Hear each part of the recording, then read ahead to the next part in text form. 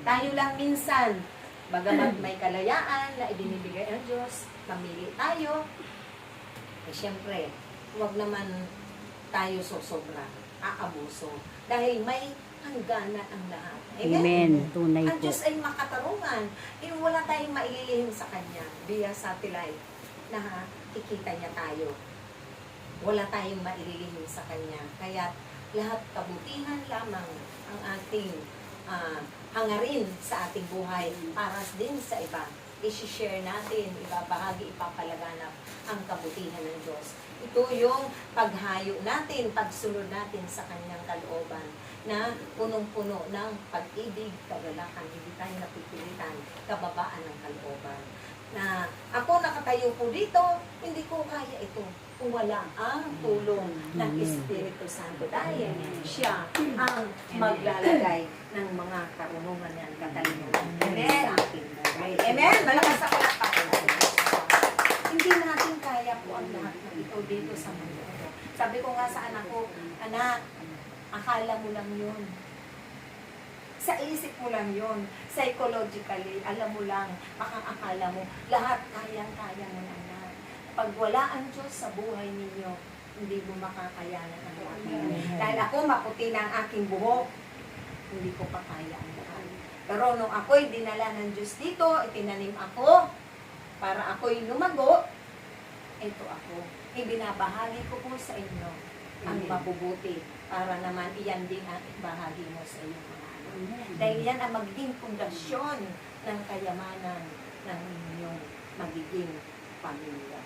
At ito ako naghahabol. Kahit man maputi na ang buhok ko na tinawag ni Amang Yahweh, buti na lang nakatugon po ako.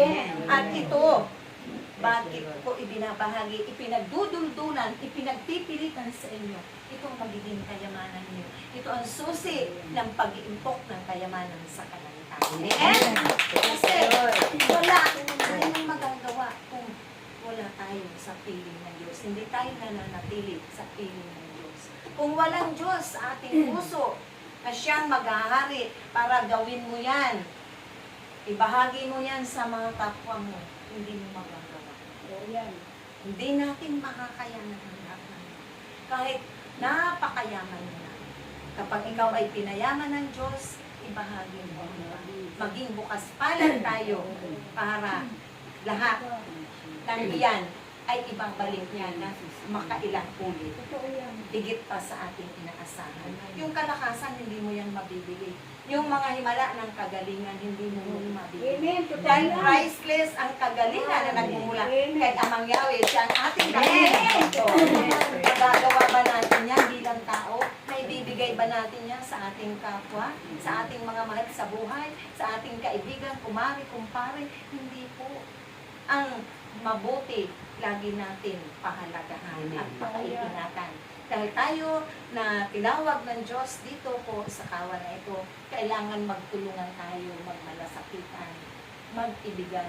Ibigin natin ang ating mga kaaway. Tulad ng pag-ibig ng ating Panginoon nung siya'y, diba, sabi nga, bakit nandoon ang ating Panginoon sa Jerusalem? O pinaaalis siya? O, diba? Na nandoon yung mga pag-aalimura, pag-uusig na ating mararanasan bilang lingkod ng Diyos. Bakit? Kahit nga hindi tayo lingkod ng Diyos, maririnig natin mga mararanasan natin yan sa ating buhay. Yung may pangmamaliit, pang-small, o di ba po? Lalait. Mararanasan po natin yan. Di lalo na kung tayo ay hahayag at nagpapalaran ng mabuting balita. Dahil sasabihin niya, hindi ka naman nag-aral ng theology. Eh bakit sinasabi mo yan na ganyan? O di ba po? Na mararanasan natin yan sa ating buhay paglilingkod. Pero ang mahalaga, sinusunod natin at pinapahalaga natin ang mga ipinag-uutos ni Amang Yahweh. Dahil yan, tayo ay nakakapag-impok ng kayamanan sa kalangitan. At palalakasin tayo. Hindi niya tayo iiwan. Hindi niya tayo pababayaan. Hindi tayo magiging luwaan. Hindi tayo mabibigo. Dahil sumusunod ka po. Di ba po? Yung mga inakay niya, laging pinoproteksyonan niya. Di ba? Naglilindol. O, lagi tayo nakakaranas ng mga sakuna, ng mga bagyo na malalakas. Pero inililihis ang mangyari dito. Amen. Dahil pangako niya yun eh. Panghawakan lamang natin ang kanyang pangako at tiyak yun. Amen. Hindi tayo mapapabuhan. Lagi tayong mapapabuti dahil ang kanyang mabuting balita ay kabutihan, liwanag, inspirasyon, love letter ng ating Panginoon. Ito ang magbibigay liwanag, inspirasyon, lakas ng ating pangangatawan, pahahaba at pagagalingin tayo at babaguhin tayo. Maglilinis ng ating buong katauhan. Dahil karagdagang medisina po yung pagkain ng ating buong katauhan. Kung tayo mapabansot ang ating pananampalataya, laging magle-level up yan. Katulad ng sa SBP Charismatic, nandoon ang ating mga mukha. Amen? Na yun, yung pamamaraan ng Diyos para maipalaganap natin yung ating community sa mundo ito at makilala si Amang Yahweh. Maipakilala natin ang kanyang banal na pangalan. Tayo ay patuloy po na nagpapaklase, mga kapatid, nawa tayo ay sama-sama na magtulungan para marami tayong maakay ng mga tupa na kinananabigan ni Amang Yahweh. Dahil palagi niyang mini-message na ang aking mga anak, kayo po, mga sister, inaanyayahan niya lagi na kanyang kinananabigan na ibig niya rin na masilayan kayo, hindi lamang kami. Ang palaging naroroon, siyempre, dapat kasama rin namin kayo. Dahil kayo ay kasama ng SBP Charismatic at marami tayong maakay, mailapit sa Panginoon ng mga kaluluwa upang sila rin ay tumibay, anumbalik ang tibay ng kanilang pananampalataya sa Diyos at makilala ng lubusan si Amang Yahweh. Amen? Okay po ba yun? Amen. Dahil ito na yung panahon na tayo ay dapat nagkakaisa lang. Hindi lamang sa pananalangin, sa mga hangarin natin na mapabuti din yung ating mga kapwa. Yung pagmamalasakit natin, hindi dapat tayo ngayon nagkakabaha-baha. Dahil ito ang gusto ni Amang Yahweh.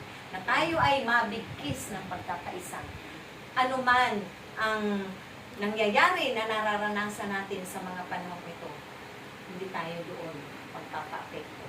Bagos, ituon lamang natin ang ating puso't kalooban kay Amang Yahweh. Sa Diyos na makapangyarihan sa lahat. Ang tiyak yun, tayong lahat ay magtatalumpay. Yes! Dahil wala tayong magagawa. Pero si Amang Yahweh, maraming magagawa. Maraming maibibigay sa atin. Hindi lamang kaligtasan. Yung ating mga kakilala, may lalapit natin sila. Madadala natin sila sa banal na paanan ni Amang Yahweh. At sila rin ay babaguhin niya. Bibigyan din ng bagong buhay tulad ng mga ibinigay sa atin at pagkakalooban ng banal na Espiritu Santo at kapangyarihan ng Diyos. Amen? Dahil sabi nga, ito nga, baka ito na rin yung panahon para sa kanila upang sumakanila ang Holy Spirit o banal na Espiritu Santo. Dahil ito na yung panahon para tayo. Ang sabi nga ni Auntie Del kanina, ay brother, parang hindi ko narinig yun. Parang nakalimutan yun. Na yung pagsasalita sa iba't ibang wika at may interpretasyon. Kaya napakapalad ng community natin dahil sumaati na ang mga pangyarihan na yan. Dahil kaloob na yan sa atin. At tunay na napapanood na sa buong mundo sa pamamagitan ng ating mga Facebook, sa SBP, sa Google, di ba po, brother? Lahat na yun. Lahat na. Ano po kasi, tayo laging naka-update, live tayo minsan. Makikita nyo na po sa Google, Sunset My Spirit Free. I-search na lang po ninyo. Tulad yan, live. Para nang sa ganon, naka-update kayo kahit hindi pa kayo doon nakakadalo. Nakikita nyo na kung ano ang nagaganap na sa ating community. Kung ano ng mga biyaya ang sumasa atin. At yan ay sasa inyo rin. Amen? Hindi lamang para sa amin yun. Sa ating lahat yun. sa inyong mga pamilya, sa inyong mga anak, apo, at angkan. Amen? Amen. Dahil pangako ni Amang Yahweh yan eh. Kaya nawa, dumalo din po kayo doon sa Dina Faustina, sa Pagmartes, sa ating simbahan sa parokya. Doon tayo sa Adoration Chapel. Tuesday pa rin po pagkatapos ng misa. Nandoon ang ating prayer. Para may kasama si Spirit. Para nang sa ganun, lalong mapuno din po kayo ng mga kapangyarihan, biyaya na nagmumula sa ating Panginoon. Amen? Dahil sila ang magbibigay sa atin ng lahat. Ayan. Ang ating Panginoong Jesucristo, si Amang Yahweh, na maririnig ninyo ang mga tinig nila sa pamamagitan ng glossolalia o pagsasalita sa iba't ibang wika sa mga messages po nila. Message si Mama Mary, ng Holy Spirit, ni Lord, at ni Amang Yahweh. O, di ba po? Nandoon yung tinig ng Diyos. Sa ganitong pagtitipon, maririnig natin ang tinig ng Diyos. Ang tinig ni Amang Yahweh. Dahil lagi siyang magbibigay ng mga mensahe, mga babala, tagubilin, na yung kung anong magaganap, kung anong mga mangyayari. Dahil siya nakakaalam. Siya ang Diyos na makapangyarihan sa lahat. Kaya kung tayo man bilang mga nanay, ganun ang pag-iingat natin sa ating mga inakay, sa ating tahanan, higit ang Diyos na si Amang Yahweh, si Lord, kung paano niya tayo ngayon iniingatan, lalo na sa panahon na marami nang nagagaling. Kaya huwag tayong manghinawa, nawa mga kapatid, na dumalo sa ganitong pagtitipon. At yun, dito tayo kakausapin ng Diyos. At yan, magbibigay ng biyaya at pagpapala ayon sa ating mga pagpapagal, ayon sa ating mga pananampalataya, tunay na andyan ang mga himala natin. Amen? Amen. Dahil hindi naman kami ang nagbibigay po ng mga himala, ng mga message na yun. Kami ay instrumento lamang na daluyan ng mga biyayang yun na kaloob ng Espiritu Santo. At tunay na tayo ay hindi mabibigo. Hindi tayo malulubat sa ating pananampalataya dahil pupunin tayo at patatahin ang ating Panginoon ang ating pananampalataya. At ito rin ay maibabahagi natin sa ating kapwa. Amen? So, yun lamang po at maraming salamat. Si Brother, Brother, magpag